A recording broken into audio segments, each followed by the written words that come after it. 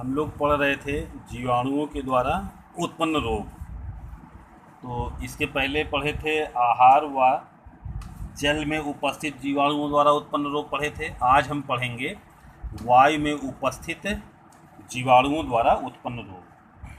तो वायु में उपस्थित जीवाणुओं के द्वारा उत्पन्न रोग में नाम आता है, कई रोग हैं।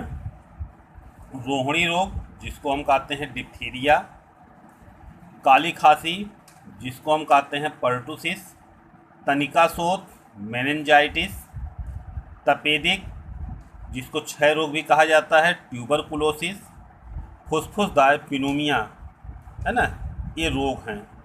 अब जो ये रोग हैं ये फैलता बैक्टीरिया के द्वारा है। अब जैसे हम लोग देखते हैं रोहिणी रोग, तो रोहिणी रोग ये फैलता है कोरनी बैक्टीरियम डिप्थेरी के द्वारा। यानी कि जो रोहिणी रोग है ये किसके द्वारा फैलेगा? कोरनी बैक्टीरियम डिप्थेरी के द्वारा ये रोग फैलता है। देखिए जो डिप्थीरिया है इसमें ग्रसनी की कोशिकाओं में ये जीवाणु उपस्थित पाए जाते हैं, कोरनी बैक्टीरियम डिप्थेरी। यानी कि ग्रसनी जो है, ग्रसनी की कोशिकाओं में कोरनी बैक्टीरियम डिप्थीरी इसका जो है संक्रमण हो जाता है। अच्छा, होने के बाद गले में झिल्लियों सी, यानी कि जब कोरनी बैक्टीरियम डिप्थीरी का संक्रमण हमारे गले में होता है तो गले में जो है झिल्ली बन जाती है ना, जिससे श्वास क्रिया जो है बाधित हो जाती है और रोगी की शीघ्र मृत्यु हो जाएगी। यानी कि जो रोहिणी रोग है, रोहिणी रोग में क्या है कि ये फैलता है कोरनी बैक्टीरियम डिप्थीरी के द्वारा और गले में झिल्ली बन जाती है। गले में झिल्लियां,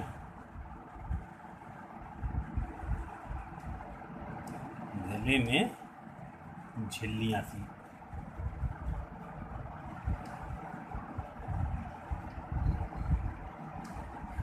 ठीक है। यानी कि जो रोहिणी रोग है, रोहिणी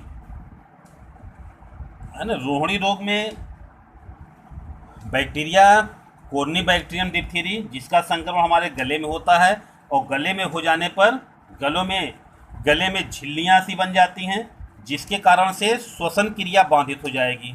श्वसन क्रिया बाधित हो जाती है।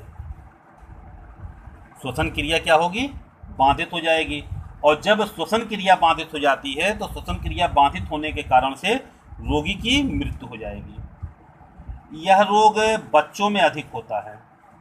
यह रोग किस में होगा? बच्चों में अधिकतर पाया जाता है। बच्चों में अधिकतर पाया जाता है। रोग से बचाव के लिए जो है टीका लगता है ना। तो रोहिणी रोग का जो है क्या लगता है? टीका लगता है। तो रोहिणी रोग फैलता किसके द्वारा है? कोरनी बैक्टीरियम डिप्थीरी, गले में संक्रमण होता है और झिल्लियां बनने लगती हैं, श्वसन क्रिया जो है बाधित हो जाएगा, है ना, और बाधित हो जाने के कारण से मृत्यु हो जाती है। यह रोग जो है अधिकतर बच्चों में पाया जाता है, ठीक है, और इसके लिए जो है टीका लगता है। देखिए अब आगे जो है काली खांसी। आगे क्या है? काली खांसी। काली खांसी जिसको हम कहते हैं कुकर खांसी भी कहते हैं। क्या कहेंगे? कुकर खांसी या पर्टुसिस, या पर्टुसिस कहते हैं। ये देखिए काली खांसी जो है ये इसका जीवाणु है बोर्डेटेला पर्टुसिस। कौन सा है? बोर्डेटेला पर्टुसिस द्वारा ग्रसनी की कोशिकाओं में संक्रमण करेंगे। ये करते कहाँ पर हैं? ग्रसनी की कोशिकाओं में संक्रमण करते हैं। ग्रसनी की कोशिकाओं में संक्रमण होता है और इस संक्रमण से गले में श्लेष्म की गति रुक जाती है ना। यानी ग्रसनी की कोशिकाओं में संक्रमण होगा और संक्रमण से गले में श्लेष्म की गति रुक जाती है। श्लेष्म की गति श्लेष्म की गति जो है रुक जाती है और गले में क्या होगा? खुश्की रहेगी, जिसके कारण से खांसी आती है और धीरे धीरे श्वसन की कठिनाई बढ़ने लगती है और लास्ट में क्या हो जाएगी, मृत्यु हो जाती है। तो ये फैलता किसके द्वारा है, बोर्डेटेला पर्टुसिस के द्वारा काली खांसी होता है। इसमें ग्रसनी की कोशिकाओं में संक्रमण होगा और गले में श्लेष्म की गति रुक जाती है। जब श्लेष्म की गति रुक जाएगी तो गला क्या रहेगा, खुश्क रहेगा, गले में क्या रहेगी, खुश्की रहेगी, है ना। और सांस लेने में कठिनाई होती है, अंत में रोगी की मृत्यु हो जाती है।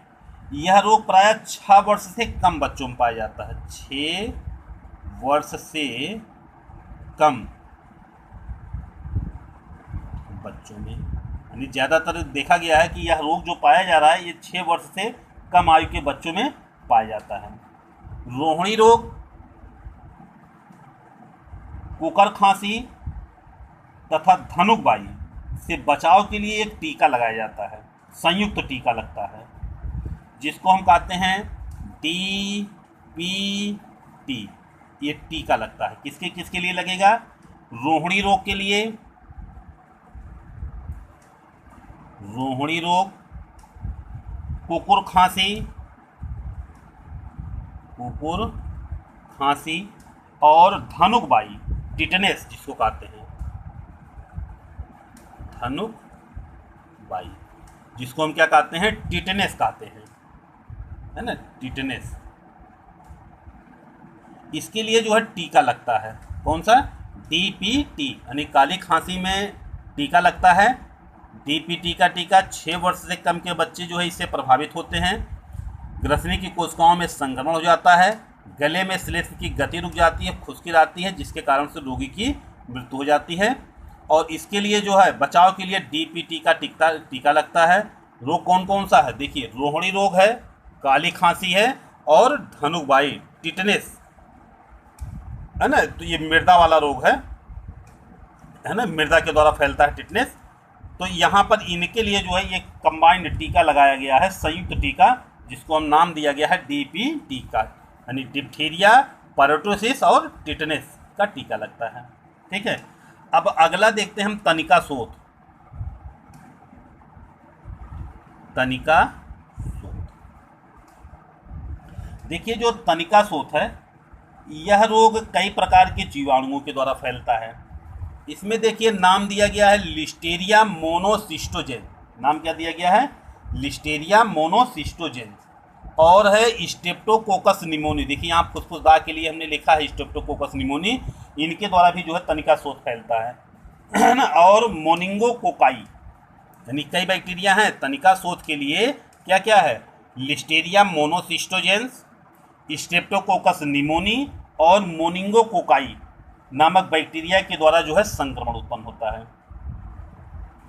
लिस्टेरिया द्वारा जो तनिका शोथ है इसको कहते हैं लिस्टेरियोसिस कहा जाता है। जो लिस्टेरिया के द्वारा जो तनिका शोथ होता है इसको हम कहते हैं लिस्टेरियोसिस कहते हैं। इसका संक्रमण जो होता है दूषित विधि से तैयार दूध, यानी इसका जो संक्रमण होगा किसके द्वारा होगा, दूषित विधि से तैयार दूध, पनीर, मांस, दूध, पनीर, मांस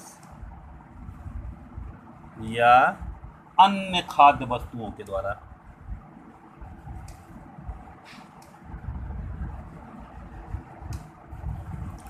अन्य खाद्य वस्तुओं के द्वारा जो है यह होगा, यानी तनिका शोथ जो है दूषित विधि के द्वारा तैयार दूध, पनीर, मांस या अन्य खाद्य वस्तुओं के माध्यम से होता है। तनिका शोथ उत्पन्न करने वाले जीवाणु वायुमार्ग की कोशिकाओं को संक्रमित करके प्रायः रुधिर में पहुंच जाते हैं। यानी जो तनिका शोथ के जीवाणु हैं ये पहले वायुमार्ग की कोशिका को संक्रमित करते हैं, वायुमार्ग की कोशिकाओं को संक्रमित करके रुधिर में।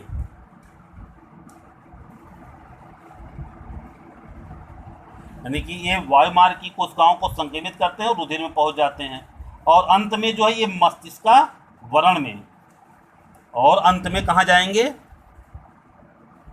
और अंत में मस्तिष्कावरण में पहुंच जाते हैं।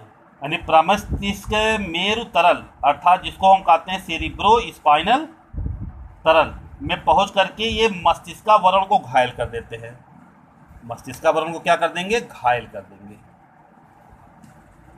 घायल कर देते हैं, और एक प्रकार का विष पदार्थ मुक्त करते हैं। रोगी के सिर एवं गर्दन में अत्यधिक पीड़ा होने लगती है, और अधिकांश रोगियों की कुछ ही समय में मृत्यु हो जाती है। तनिका शोथ, मेनिंजाइटिस। तो मेनिंजाइटिस हम लोग देख रहे हैं कि ये फैलता किसके द्वारा है, लिस्टेरिया मोनोसिस्टोजेंस के द्वारा, स्ट्रेप्टोकोकस निमोनी के द्वारा, और मोनिंगोकोकाई के द्वारा जो है ये फैलता है तनिका शोथ। जो लिस्टेरिया के द्वारा फैलता है इसको हम कहते हैं लिस्टेरियोसिस कहा जाता है। इसका संक्रमण क्यों होगा, दूध पनीर जो दूषित विधि से तैयार है, दूध पनीर मांस या कोई भी खाद्य वस्तु हो, है ना, अगर से हम लेते हैं दूषित हैं तो इनके द्वारा ये सब जीवाणु के पहुंचने की संभावना बहुत ज़्यादा होती है। ये वायुमार्ग की कोशिका से होते हुए ये पहुंच जाते हैं, हमारे रुधिर में पहुंच जाएंगे, और मस्तिष्कावरण को ये नष्ट कर देते हैं। उसमें जो तरल द्रव्य पाया जाता है जिसको हम कहते हैं सेरिब्रो स्पाइनल द्रव कहा जाता है ना, ये वहाँ तक पहुँच जाते हैं और हमारे मस्तिष्कावरण को ये घायल कर देते हैं। और फिर वहीं पर जो है ये क्या करते हैं, विष पदार्थ मुक्त करते हैं।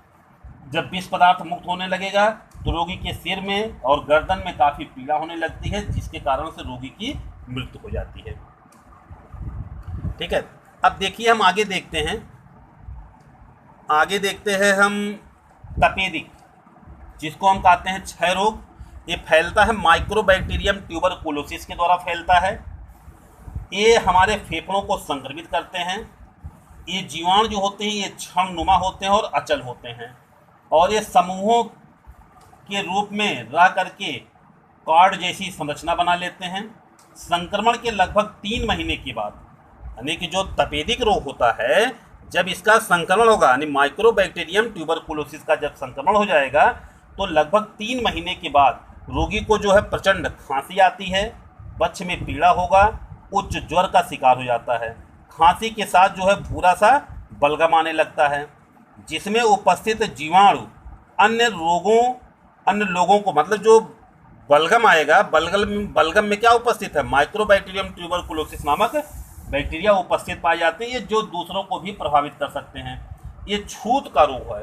ये किसका रोग है, छूत का रोग है। और फेफड़े में जीवाणुओं के चारों ओर कैल्शियम लवणों तथा तंतुओं के जमा हो जाने के कारण से गुलिकाएं भी बन जाती हैं, और गुलिकाएं जो बनती हैं उन गुलिकाओं में जीवाणुओं का जो है प्रतिरोध भवन होने लगता है, जिसके कारण से हमारे ऊतक नष्ट होने लगते हैं, और गुलिकाएं जब फट जाती हैं तो जीवाणु जो है अस्थि मज्जा वृक्कों को भी ये संक्रमित कर देते हैं। टीबी, यानी जो ये तपेदिक है, तपेदिक जो है, इससे बचाव के लिए टीका लगता है, BCG का टीका लगेगा, BCG का जो है टीका लगता है। ठीक है, तो ये रहा जो है तपेदिक। फैलता किसके द्वारा है, माइक्रोबैक्टीरियम ट्यूबरकुलोसिस, है ना, ये हमारे फेफड़ों को संक्रमित करता है, और जब इसका संक्रमण होगा 3 महीने के बाद जो है बहुत तीव्र खांसी आती है।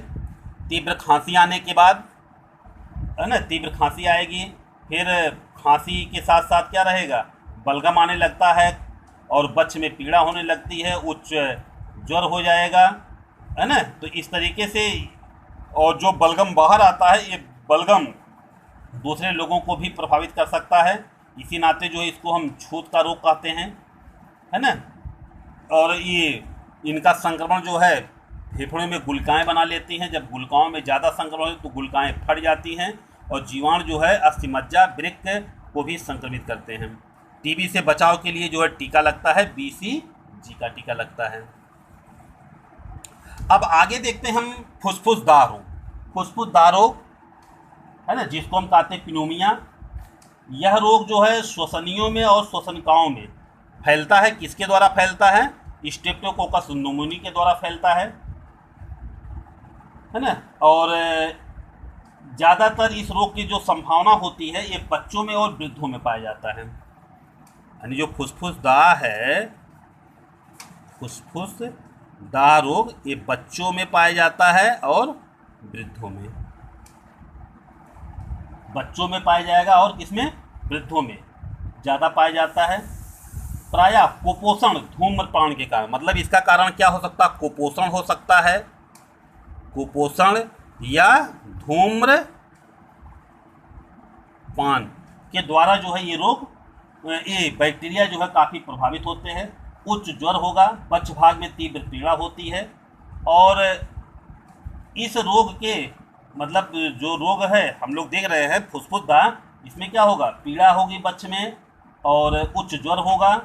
इसके लक्षण होते हैं रोग बढ़ जाने पर फेफड़ों के वायुकोष्ठ में सीरम व भक्षण कोशिकाएं आने लगती हैं। यानी जो फेफड़े हैं उनके वायुकोष्ठ में, फेफड़ों के वायुकोष्ठ में क्या आने लगेंगी, सीरम व भक्षण कोशिकाएं आने लगती हैं, जिससे सांस लेने में कठिनाई होती है। और जब सांस लेने में कठिनाई होने लगेगी,